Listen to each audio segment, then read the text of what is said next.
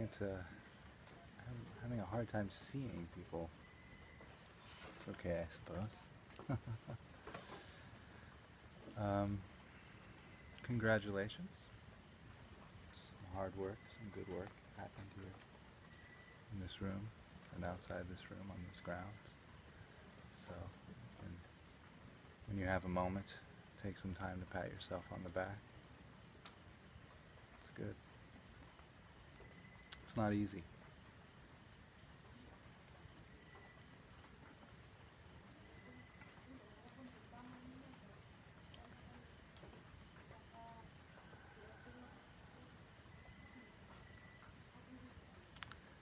And so we've come here for these couple of days or these hours, allowing the mind to rest as deeply as we can. Right? It's so unfamiliar. Uncharted territory. Sailing the boat into waters we've never seen. Even if you've done retreats before, it's always uncharted territory. There's always something else out there, which is good. Keeps it exciting. That's why we keep coming back.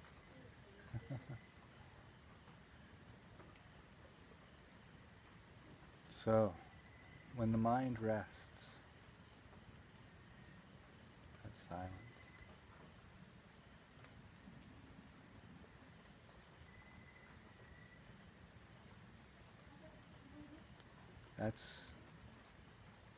That's the world the way nature intended us to experience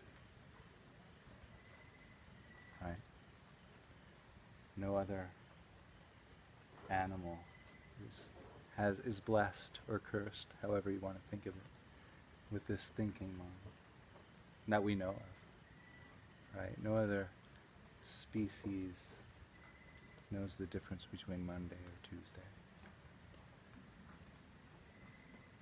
No other animal is aware of its impending fate. Right?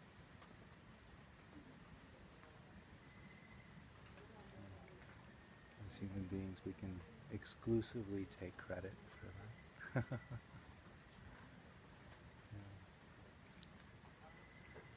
So being able to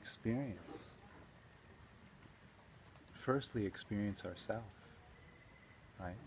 The sensations of the breath as they enter the nose, the back of the throat, the sensations arising, the chest rising and falling, the abdomen and so forth.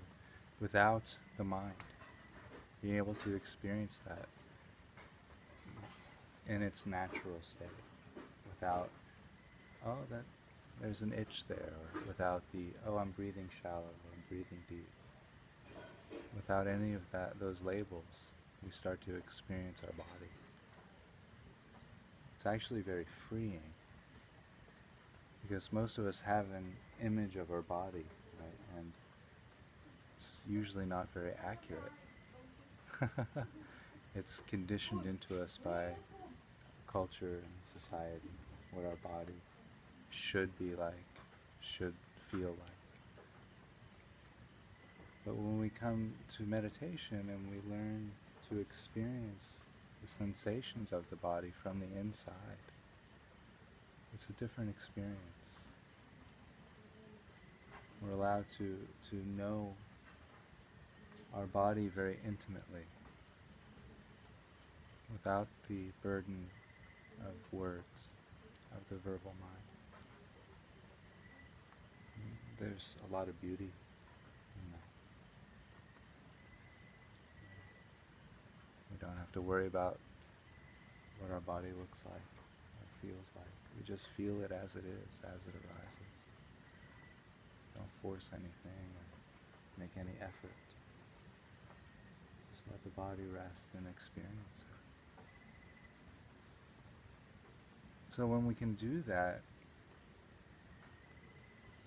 well, there are many benefits. The health benefits of that. It actually has been proven to raise the immune system when we go into the body like that and experience the body especially doing body scanning. We touch in with the subtle energies of the body that are used in Reiki.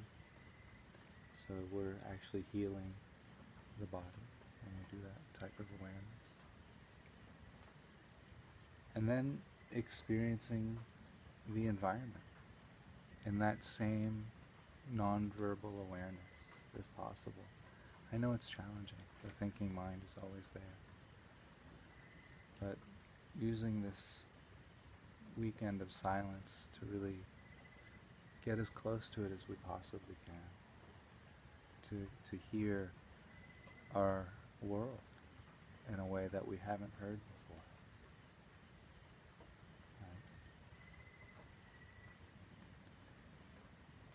So we drop the labeling, we drop the, oh, I wish they would stop hammering, or I wish the crickets weren't so loud, or whatever it is, or I'd like to hear more of that song, that's my favorite song. We drop all of that, and we just allow the sounds to be as they are. And when we can do that, we notice the song of the universe, the rhythm of the universe, that's always there. It's really profound here, because the crickets are in rhythm with each other, the rhythm of the jungle, right? And it's all got this groove to it. When our mind is so active, we never really hear that rhythm. And it's not just in the jungle or in a setting like this, but it's on the subway or in a crowded bar. You'll notice when people are in conversation, groups of people in different conversations with each other, the rhythms sync up and they actually form a groove. It forms a musical experience. So next time you're in a crowded bar or in a situation where you're trying to meditate but there's a lot of sound, you can, if you can remove the verbal concepts and just listen to what's there, and you notice there's a rhythm there. It's wonderful to notice that human beings can't help but communicate in rhythm with each other when they're not communicating with each other. There's a conversation there, and a conversation there, and a conversation here. And they're all talking separate conversations, but if you step outside of that and just hear it, you'll hear a rhythm there. It's really cool. It's really wonderful. But we don't want to get lost in any one aspect of the present moment. We don't want to cling to the sounds or the silence.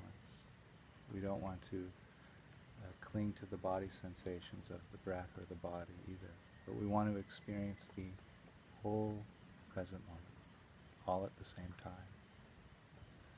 So allowing awareness to be open. I like the phrase, mind like a sky. So we allow our mind, our awareness to be like the sky. And sounds moving through the sky like birds. You don't make them a problem, or push them away, you just allow them to be there, like birds in the sky. You notice when birds pass through the sky doesn't cling to the birds, right? The sky doesn't collapse down on the birds. It just allows the space. And the same with thoughts. When thoughts arise in that sky-like awareness, there's no reason to allow the thoughts to cover all the blue of the sky. But even if they do cover the blue, you know the blue is there. You know the awareness is behind the thoughts. So when those clouds roll through, say thinking to help the clouds go if you wish, and you come back and rest like that.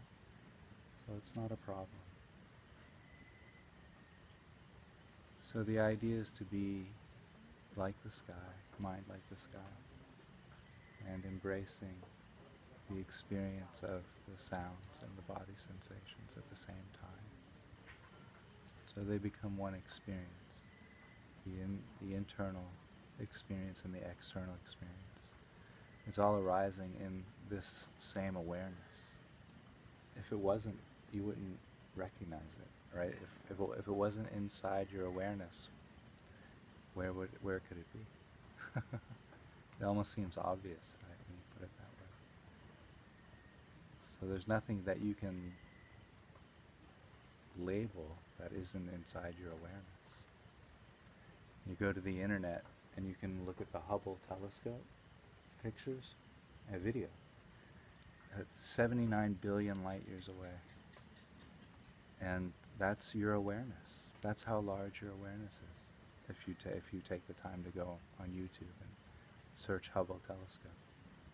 And you look at that and your awareness is now 79 billion light years large. It's encompassing everything. But our mind, our thinking mind, brings us to this experience, this just a little sliver of the present moment. And we're in thought. We collapse down on that thought. We become those thoughts. We completely identify with the thinking mind. And in comparison to 79 billion light years, that's really small. I know my thoughts aren't ever that large. I can think pretty big too. So, allowing the thinking mind to rest and embracing the entire present moment. Very important.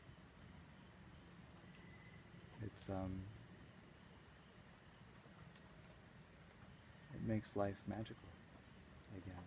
You know, the magic that we had when we were kids, like 3, 4, 5.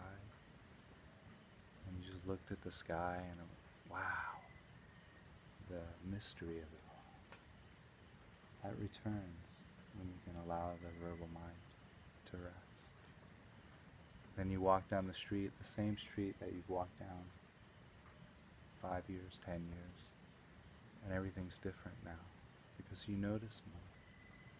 When the verbal mind is quiet, you notice the vibration of the trees. You might notice maybe there's more pollution there. Maybe there's more garbage on the ground, unfortunately, than there was yesterday.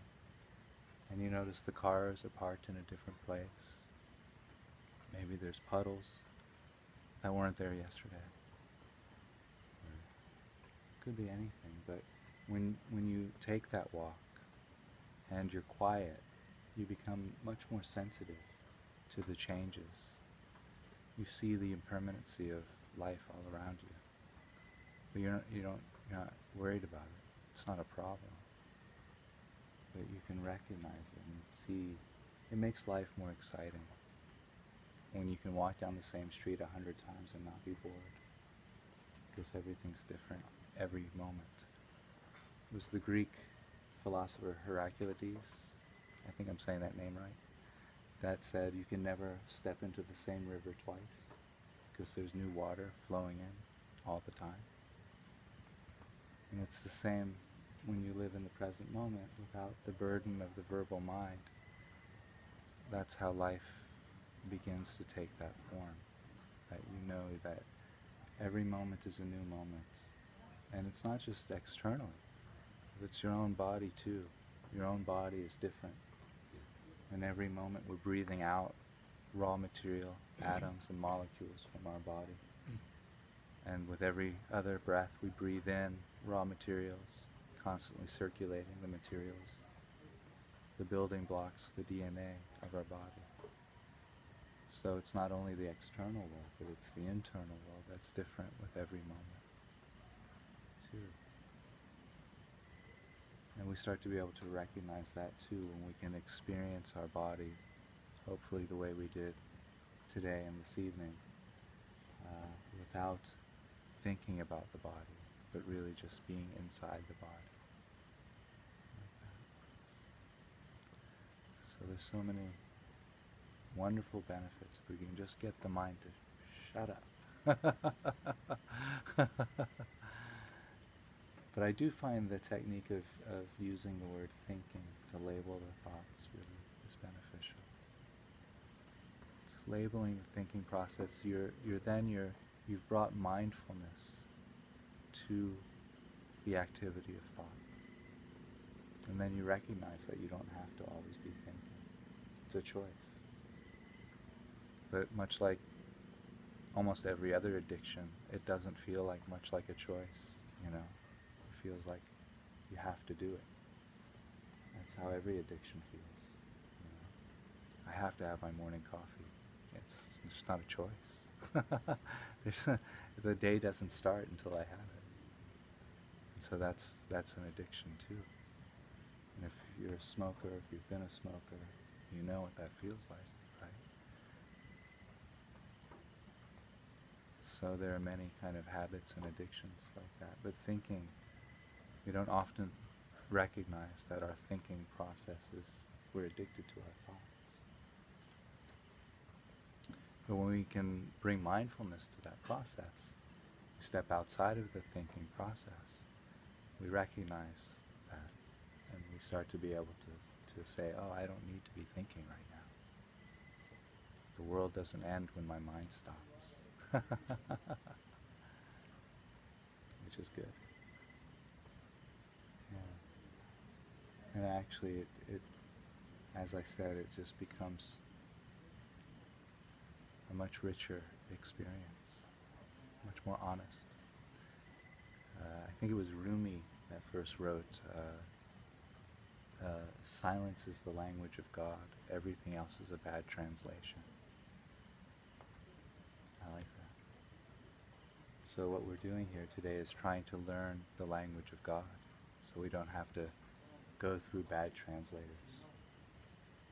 We want to learn that silence so we can speak that language with him or her.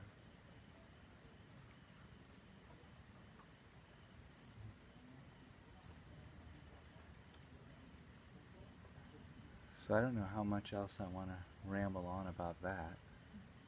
No use flogging a dead horse, right? And I would like to open it up to some comments or questions about the experience today. I know I'm going to meet with all of you one-on-one, so save the personal comments and questions for the one-on-one if you wish, although I welcome that now as well. But if anybody wants to comment on the meditation retreat, you can do that.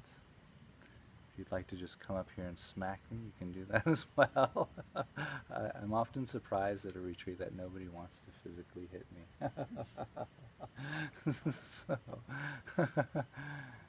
So far so good. But I'm always open for it. So, any comments or concerns or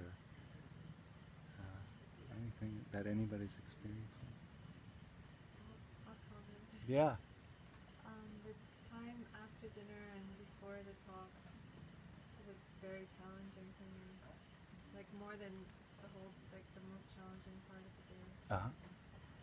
I didn't know what to do with myself. That was the challenge, boredom? Yeah. Uh-huh. I'm so used to reaching for something to keep myself busy, or meditating, or writing, or reading, or anything. Uh-huh. That I was like, I didn't know what to do with myself. It was a little weird. I thought of all those people who said like who didn't want to join the retreat because they thought it was too difficult, and I was like, oh, I guess I get that now. So I suddenly felt compassion for those people. Good. Yeah. That's a wonderful thing to have brought to you in that way, and it's good that you're seeing the benefit of that discomfort because you're recognizing it in others and allowing compassion to arise from that. It's wonderful. Yeah, the discomfort was surprising. It's very challenging to do nothing. Absolutely. Yeah, absolutely. Yeah, you are always welcome to meditate. I thought of that, but I didn't want to. You had enough of that for now, for today. I understand that. Yeah. I did a little Reiki, which was good. Yeah. Yeah. If boredom arises at any time, what you can do is ask yourself what that boredom feels like in a very visceral, physical level. What does this boredom feel like in my gut, in my abdomen, in my back, my legs? Because what happens when you do that is now you're interested. You can't be bored and interested at the same time, right? It's impossible. Actually, I wasn't bored. It was my thoughts were very loud, Hmm. and they were not very interesting. Uh-huh. So I was kind of annoyed and frustrated with myself. Like, Yeah. really? That's what you're thinking? I was a little awkward. Uh-huh. Awkward with yourself. Yeah, did you feel the same? I find myself planning what I need to do Mhm. when this is over. I felt like that I'm not in this moment. Yeah. I'm planning what's happening Saturday afternoon, and Sunday, and Monday. Yeah. Can't be here if I'm not actively engaged in one of the things we're doing. Right. I guess that's from constantly being stimulated. Yeah. It's really hard to not be stimulated by someone or something. I know. Yeah. Yeah. And you'll notice when you go back when you leave here and you go back to regular life, you'll notice that more.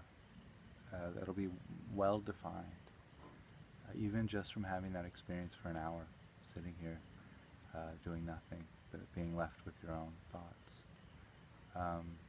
Recognizing that our constant need for stimulation, our constant drive towards entertainment, it goes back to that pushing away discomfort and grasping at comfort again. It's that motion again. That the internet is our comfort, or the phone, or the conversation that we could be having, or whatever it is that we're grasping for. But now, because we're here in this space, this wonderful opportunity to really see that in slow motion, in high definition slow motion. And yeah, it doesn't feel so good sometimes, sure. It feels awkward or even painful. But it is a wonderful lesson to see how addicted we've become to those stimuli.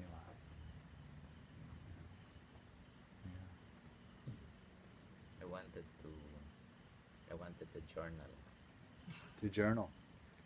Wanted to write my thoughts. Yeah. So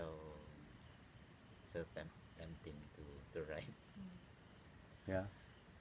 Is that something you do often at home? Journal? When I discover something interesting, so that I won't forget it. Yeah. So I write it down. Uh-huh. But I realized that normally I do not go back to what I wrote down. So it's just like archiving Yeah.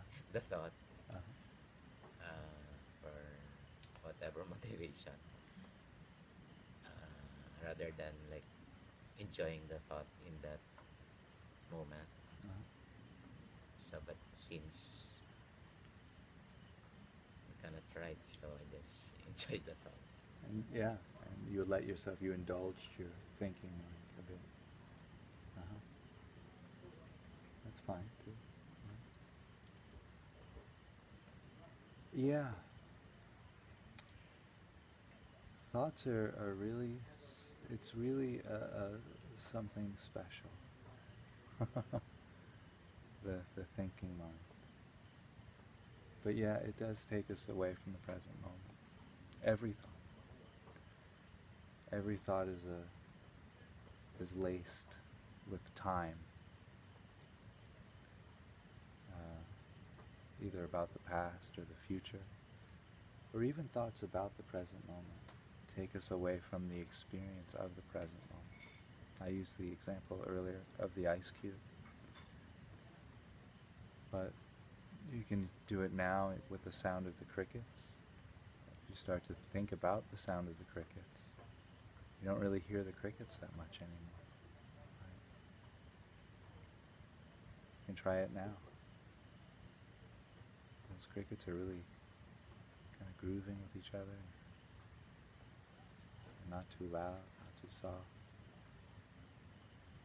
And each time I label that, the sound fades. And then when I let my mind be quiet, it comes back up.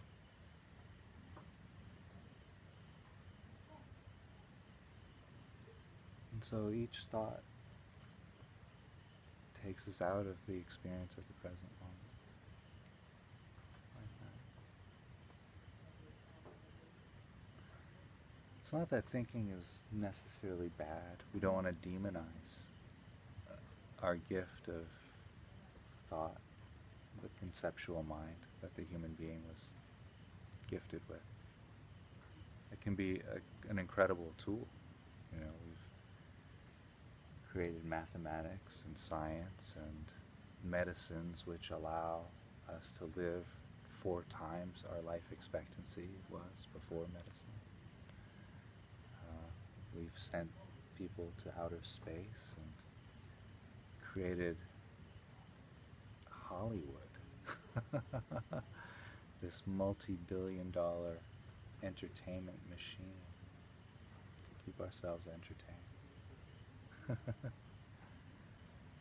All from the thinking mind. No other species has anything like that. So we don't want to demonize our thinking mind. But the idea is to recognize that it's just a tool. It's just another tool in our toolbox. Right now, for most human beings, it's the only tool in the toolbox. And when the only tool you have is a hammer, everything looks like a nail, right? So our options are very limited when we're restricted by the thinking mind. So that's why in a way, you can think of meditation as a way of a technique of expanding our options. Yeah.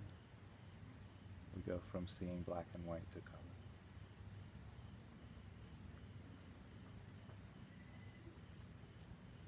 Now everyone's afraid to talk. I'd like to share that my experience is, I thought that I will be going crazy because of all the thoughts. But I was surprised. This was silent. Oh, good. And there was a point where I was kind of roaming around and I was really asking myself, really? Are you really that silent? And I was like trying to interview myself. Okay, let's talk about things. Like, somewhat, okay, maybe this is the right time to talk about things. And my inner self just kept silent. I don't know if it's feeling of numb or tired, but I think it really needed the silence. Yeah. And I think on our second or third session, after the short break, I was imagining things. I was imagining myself looking at myself. I was imagining myself roaming around, but in silence. I don't know. I was checking myself. Am I dreaming? But it's surprising that it was silent. Yeah. It wasn't as I expected it to be. Honestly, I even had to check myself and open my mobile phone. Tried to send some SMS message to my yaya. Actually, of course, nothing went through. Tried to, play it around, and maybe I'm just bored. I was doubting myself. Maybe I'm just bored. Maybe because nothing is. It's silent. I wanted to. My expectations. I wanted to get in touch with my emotions and probably cry or, let out all those things that I have held back. in the real world. But I felt that it appreciated the silence. Ah, good, good, This is the first time I experienced that. good. Yeah, it sounds like you're reaching deeply for something.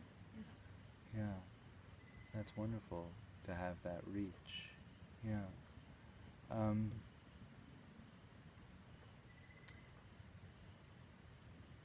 and we can talk more about this on the one-on-one that we'll have. But in general, just to address it, when visualizations are there, visualizations are, it is another form of thinking, although it feels a lot quieter because it's not chatter. It's an image. So you can be almost silent in the mind and produce visualizations. For this practice, we want to again label that as thinking and allow that to go. So, yeah. But that's really good that you're reaching. I like to see that. Yeah. Kind of caused me a little bit of doubt to myself though, Uh-huh. which I realize now I should have. But for a moment there, I doubted myself Uh-huh. if I'm doing it right or That's normal. yeah. But Absolutely normal. Yeah. As that's my fault because it's my role to try to eliminate that. To try to give the instructions as clearly as possible. So I'm sorry that you felt that way. Yeah. But I think you're doing it right. Yeah. But do try to stay off the phone if you can. Just to allow. I know you mentioned that you would have to do that, send a message, and that's fine. If you need to, you need to. You have family at home. You have to check in. So, but and something to notice is that when we are collectively in this silence together, that silence gets very palatable very quick. You might have noticed that already. So when you come out of it, even just to look at the phone for a minute or any reason at all, you step out of that silence. That's a really good opportunity to notice the difference of being in that silent, collective silence, stepping out of it. It's a qualitative difference. I feel it in my body. When I come out of that silence to set the timer, to reset the timer on my phone, I know it in my body. I feel it physically that I've come out of silence. And then I can return back to that silence like that with you all, with the group, like that. So if you do send a message, pay close attention to how your body feels physically when you're doing that. Feel the breath, notice the body, and I think you'll notice a difference there. Yeah, that's a wonderful lesson.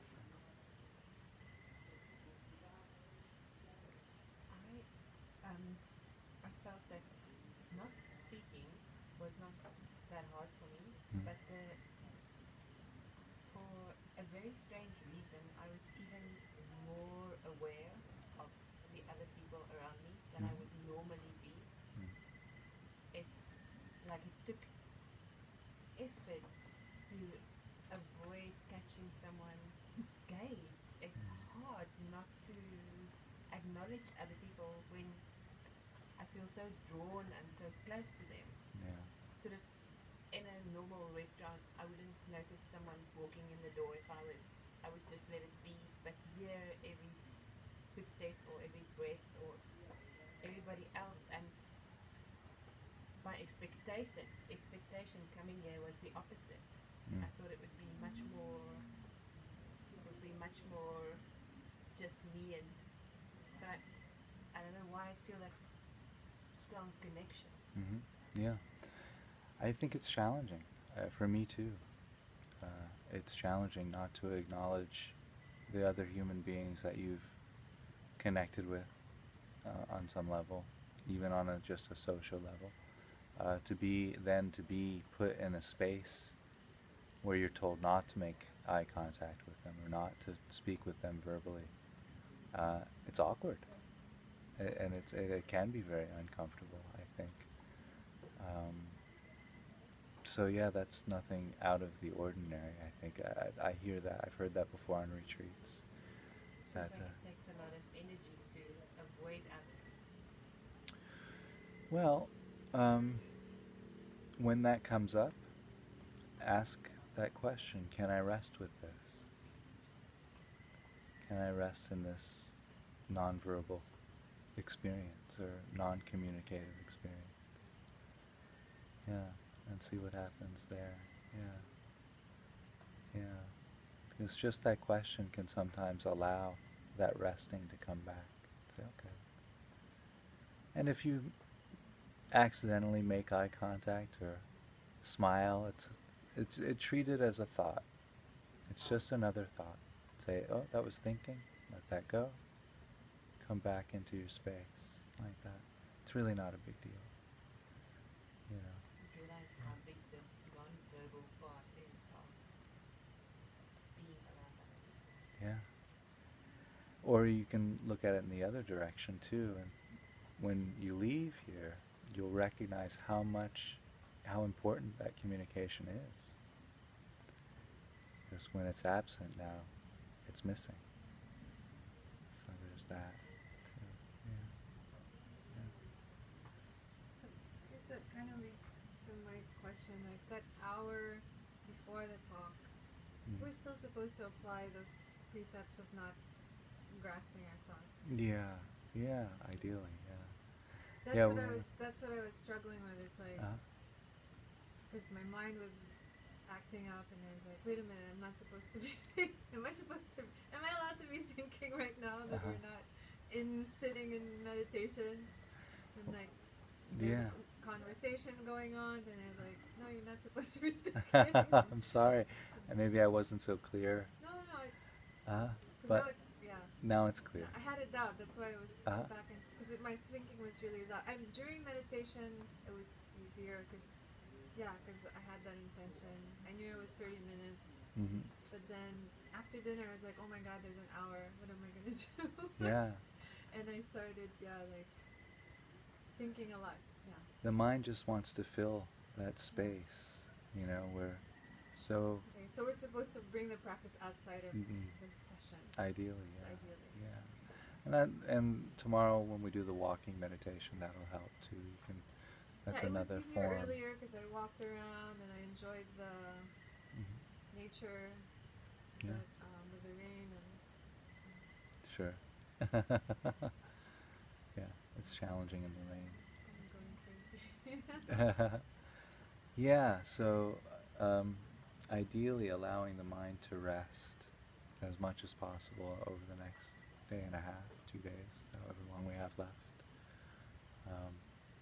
Even when we're not in meditation, not in practice.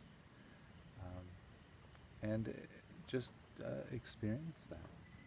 Experience the vividness that accompanies the quiet mind.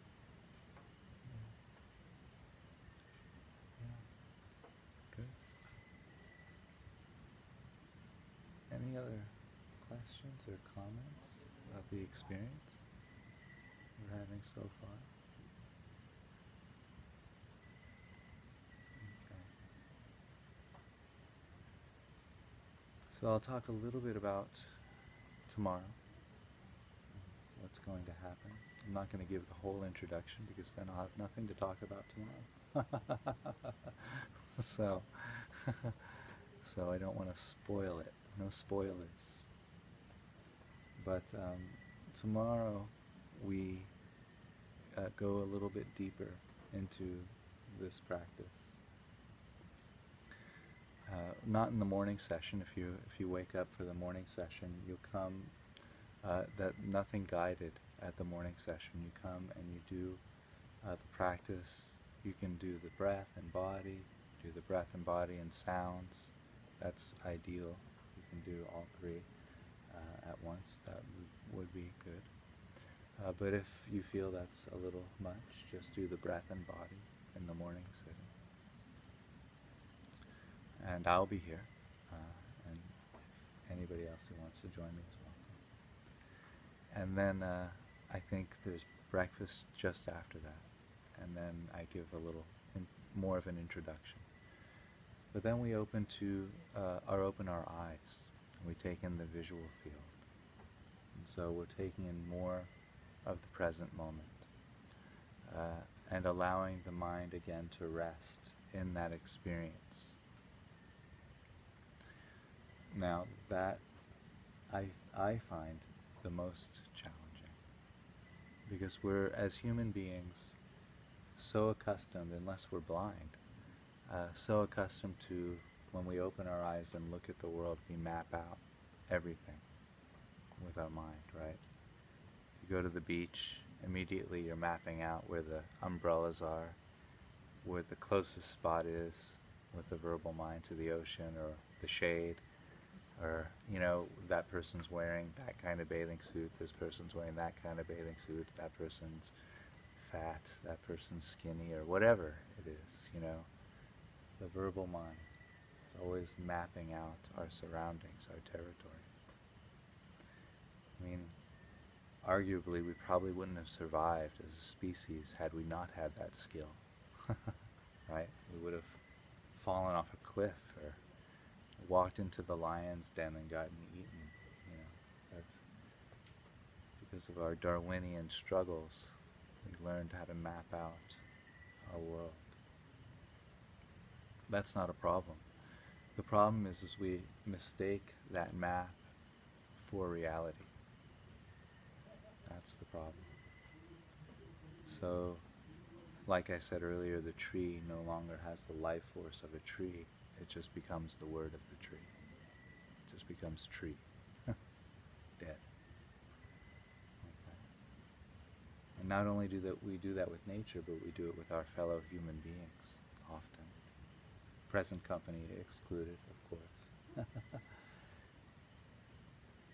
But joking aside, that habit, we're all guilty of it, that habit of objectifying our fellow human beings through our verbal mind. It's what allows so many illnesses in the human species, objectifying each other.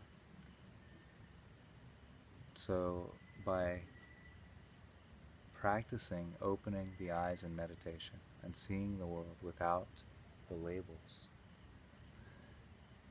in a way we're practicing compassion, because we're practicing seeing the world without our identifications, without our judgments, without our labeling. I can't really think of a better practice of compassion. I know there are some. That's my favorite. Because then once you cultivate the capability of seeing human beings free from your own labels, you can't objectify them any longer. You start to see the spirit shine through.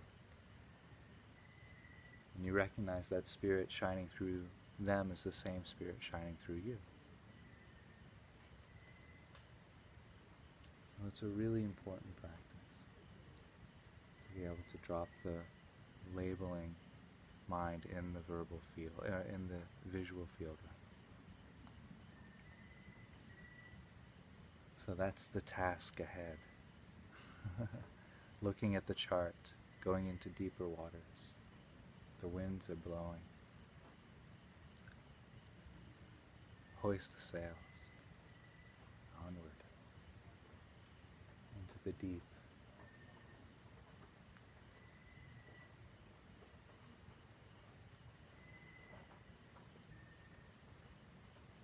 Yeah. And so we'll do that for a little while of the day. And then we open further, as if we needed more.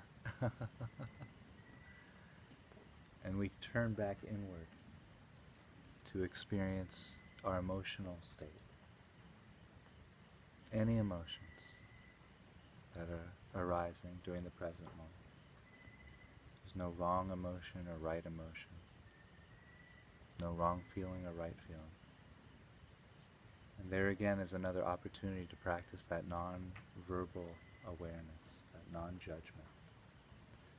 We're so accustomed to feeling afraid of emotions. I know men are taught not to cry, not to feel sadness. Horrible, horrible conditioning that is. And there are many other social conditionings for women that I can't really speak to, that I know are just as detrimental. And so we step out of that, if only for a moment, allowing the mind to not think while we look inside and see what's arising. It's a gift, so you're welcome. Take advantage of it. Experience the emotion without the words.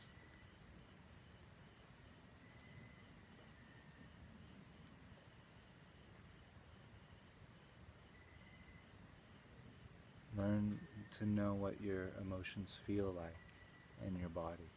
And that's why at the beginning of every meditation almost, we've done this body scanning very thoroughly. Maybe some of you are getting bored with me. Allow your forehead to rest. Again. Feel the sensations from your ears. Again. There's a reason for that. The more deeply we can know the sensations of the body without the verbal mind, when we come to emotions, the more accurately we can feel and know our emotions. So that's why we do the body scanning so incessantly at these early stages, so that when an emotion arises, we feel it like that. That's anger. There it is. Boom. I know it. It's there. That's sadness. It's there. I know it. So often the emotion arises and we don't recognize that that emotion is caused by our thinking. Our emotions are nothing but our body's response to our thought. That's what an emotion is. But they arise together, and often we feel that this body sensation comes at the same time. Or sometimes we don't even recognize the body sensation at all. We just feel angry, and that's all there is. So we do that body scanning very deeply, very intensely with that reason. So we can know we can know what the emotions feel like on the visceral level. But that's not all, said the sailor. There's more. So we'll sail on past those islands, past the emotional islands, through shark-infested waters.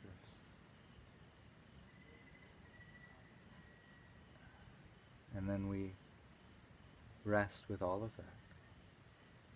And we open our heart to the experience of the present moment.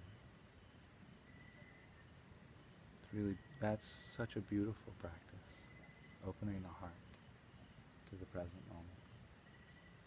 You might think, well, what does that sound? What is that?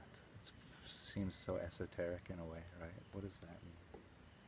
Well, I like to use a visualization for that. I think it's helpful. For me, it's picking up a kitten. Because when you pick up a kitten, your heart opens, right? You can't really fight that.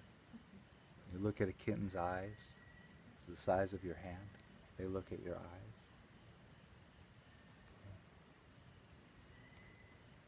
And so we do that with whatever we're experiencing in the present moment. We open our heart. Doesn't matter if it's blissful or joy or pain or anguish. If there's a smell of dung coming from the farm, or if there's a smell of chocolate coming from the kitchen, we open our heart to the entire experience.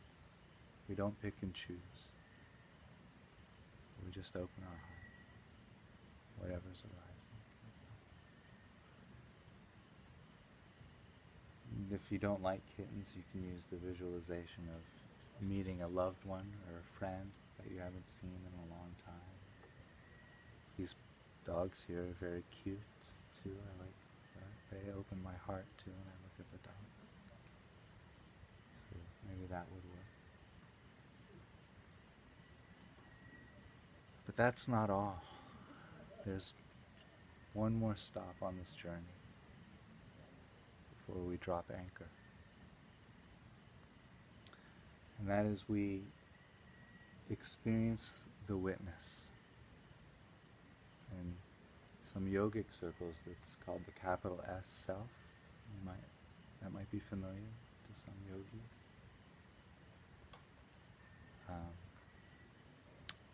And that is the one who's having this experience right now. We bring our awareness to that feeling. And that's what it is. It's a feeling.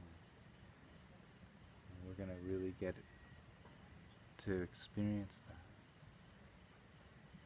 And so we bring our awareness, we open our awareness to all of that.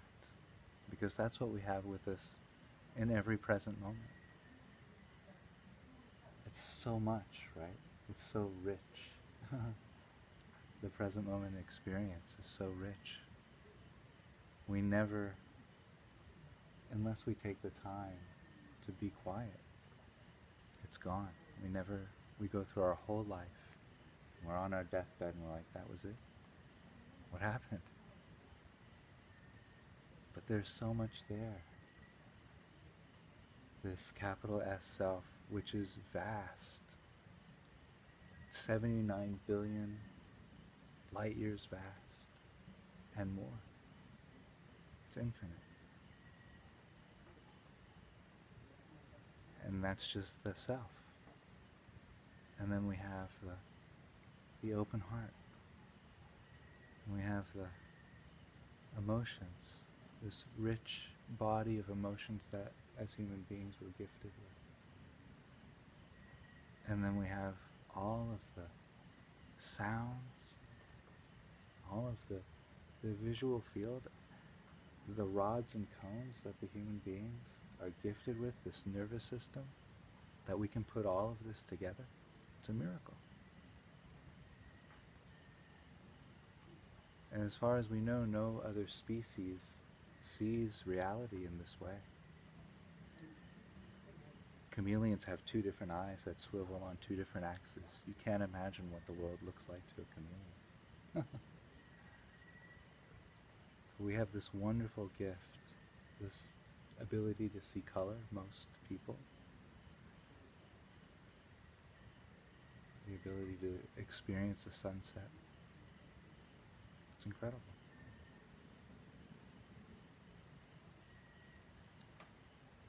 So, that's all that I have to offer tonight. So I'll be meeting, the list is there, who's ever signed up. I'm not sure of the order, but I'll leave it there. And we'll do the meetings, the one-on-ones in my room, if that's okay. Does incense bother anyone? Does anyone irritate? Okay, I like to burn incense in the room. So I think we have about 5 minutes before 9 now. So at 9 o'clock, who's ever first on bat, come on up, and then we'll rotate through like that. Thank you.